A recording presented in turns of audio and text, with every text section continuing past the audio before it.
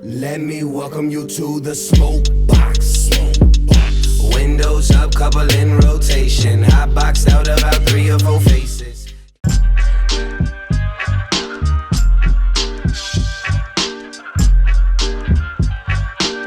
What up? Once again, this is the BREALTV Smokebox. I'm Dr. Green Thumb. I'm here with a good friend of mine, legendary DJ on the West Coast. He goes by the name of the Hitman Julio G.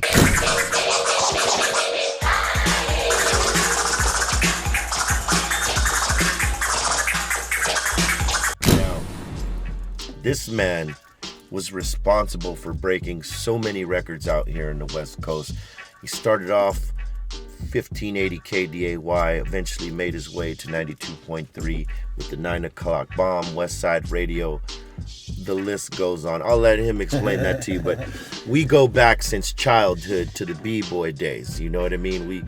We got down with the B-boy shit together, and I used to see this guy eat motherfuckers up on the fucking floor. I love breakdancing. It was still to this day. How man. awesome was that time? It's so much fun, man. It's so much fun. But it's funny you say you said the Hitman Julio G because you're the only one that still calls me that because you were there for that early time. Like for the early time. For the early times when I first came out, I started DJing in backyards.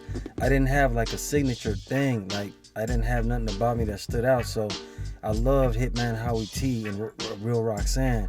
And I just love that name, the Hitman Howie T. And just being a kid, like not thinking like I was biting his name or nothing. Yeah. I was just kind of like, it was just dope because at one of the records, on the B-side of one of the records in the beginning, it said Hitman. Hitman, so yeah. I would scratch that. So I would feel that's where the Hitman Julio G came from. But actually, let me give respect to my favorite that inspired that whole thing. Was the Hitman Howie T. Hitman Howie T. Yeah, absolutely. But I was a young kid. I was 16, 17. You know, you inspired. I just thought it was cool. But when I go to backyard parties, that became like what you say on stage all the time. The Hitman Julio G. It makes me laugh. I was like, only B-Real would know that backyard party shit, boy. That's because then I dropped it later because I got a little older. I said, okay, I'm just gonna be Julio G now. I'm cool, you know. So all this shit. Let me fire it up. My bad. And you know, and that's the crazy thing because you know you were rocking backyard parties. And then you got recruited from Tony G, the sensei. Yeah, absolutely. You know, and you went on to become a KDAY mix master. Yeah. 17 actually. Actually, the youngest mix master. Funny thing, this is my 30-year anniversary this month. I became a mix master September of 1986. So this is my actual 30-year anniversary this month. I don't know the exact day when I started, but this month I just call it the 30th anniversary for me. So that's when I started. When I was 17 and about to be 18 in October, which is next month. So I just got out of high school and just it was the biggest deal for me because I grew up listening to these guys and wanting to be like them. And I actually, because Tony G's name is Tony Gonzalez and my name is Julio Gonzalez, that's why he inspired me to be Julio G. Because that's real. I never thought I'd ever meet him. I just thought it was cool that this Latino dude was on the radio and I couldn't see his face, but he was fucking killing it. And I just thought, God damn, this dude, every time I could record his mixes, I was just fascinated with him, like him and Joe Cooley. Joe Cooley for different reasons, for scratch stuff that he did, but the mix thing and scratching all together DJing, it was Tony G, absolutely. So I became Julio G, and then he discovered me and put me on the radio, and I became the second Latino mix master and the youngest at that time of the crew. So it was crazy. It was a crazy experience. Bringing records to Los Angeles that nobody was gonna ever hear. Well, I'll tell you, if it had not for that show, and just for the fans who might like wonder what 1580 KDAY was. This predates hip hop on FM radio in Los Angeles. These guys were putting it down in the 80s, the mid 80s, in Los Angeles on an AM station, and making careers for a lot of the hip hop artists that got played on that station. And you got to remember, like, because people don't have history on this, but I'll break it down for you. It's like 1580 KD inspired what you call hip hop radio, period. We were the inspiration. There was nobody really mixing on the radio till we did that. There was nobody doing the traffic jam till we did that.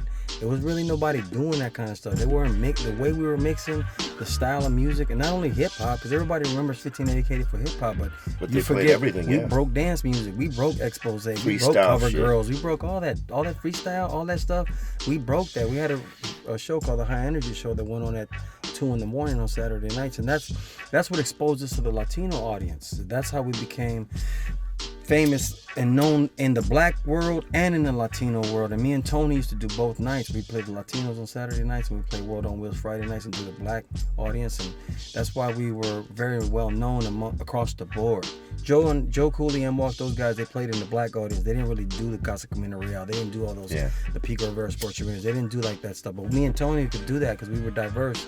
That was our crowd too. We loved that music. We loved disco. We loved fucking freestyle. So we used to flip it up and then kill you on Planet Rock real quick. And people were like, oh, wow, this, it's a big deal. So that's 1580 KD was inspirational in that way, you know what I mean? And that's what started. When any radio you hear today is basically something of it's it like has a fingerprint. pattern of that. It's a fingerprint of us. It's a pattern of it. Yeah, people do live remotes. That's what we did. Friday Night Live. That's what we started all that. So now, you eventually went from the AM to FM to 92.3, but between that, you were actually touring. With the few artists.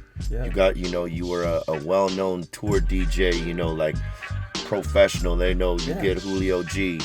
He's money. Yeah. You took some time off the radio to do that, but then you went back to radio 92.3. Never wanted to go back either. I wasn't trying to go back to the radio. I just kind of had a bad taste after 1580 KD because it didn't end good for us there. And it was like we felt at the end, now that I gotten older, I look back and they took advantage of us as young kids. And we didn't know no better how to get paid. We didn't even know what we were worth. Right. And we didn't even know what we were doing for all these people that today make tons of money off the shit that we did. And we don't get no respect for that. We don't get no... even like, hey, let's look out for the homie, man. This dude, if it wasn't for these dudes, you know what I mean, there would be no West Coast. They don't think like that. They just keep moving and like whatever. But it is what it is. What could we do? You know what I mean? It's part of history. I'm proud to be part of that because it was just one of the best times in hip hop. I gotta say, in West Coast history in hip hop, you were a part of two different revolutions that were that helped make careers. There was obviously the first in the mix masters. When you became a mix master, you guys were playing a lot of shit early on.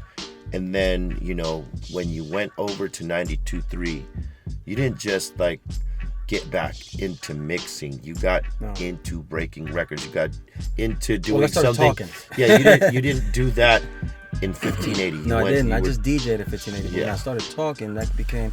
Well, it was when Eazy-E passed away, would push me to have to do that.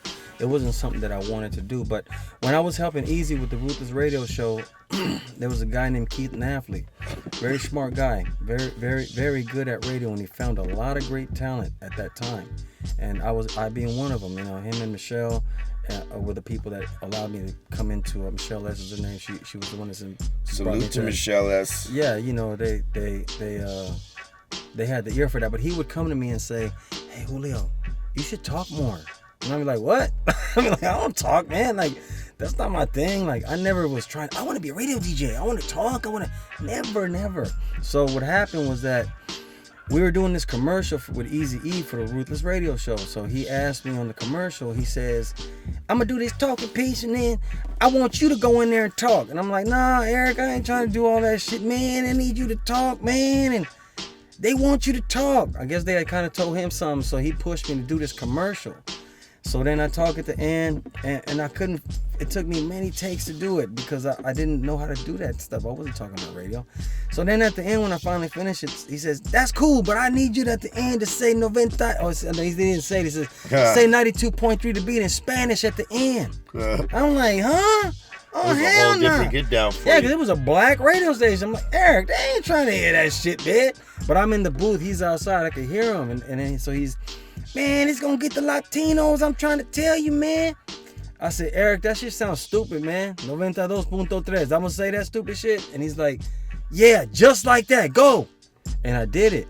And when I played that commercial, they called me immediately. They were from the station. They were like, hey, can you come and do another thing that says the thing like you did it at the end with the Spanish? Can you come read this other thing?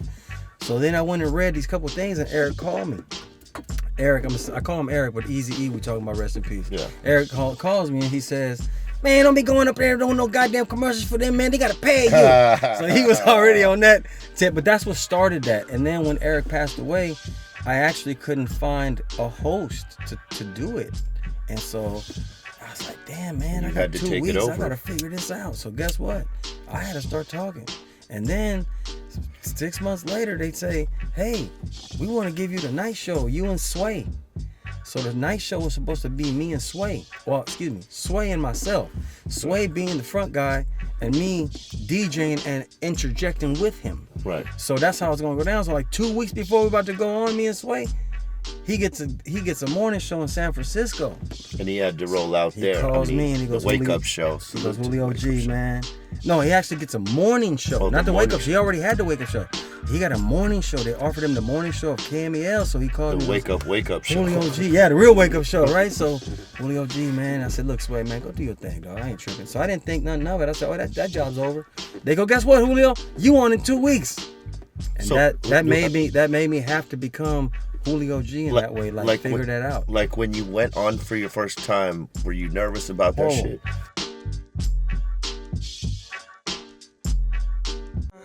Let me welcome you to the Smokebox. Windows up, couple in rotation. Hot boxed out about 3 or 4 faces.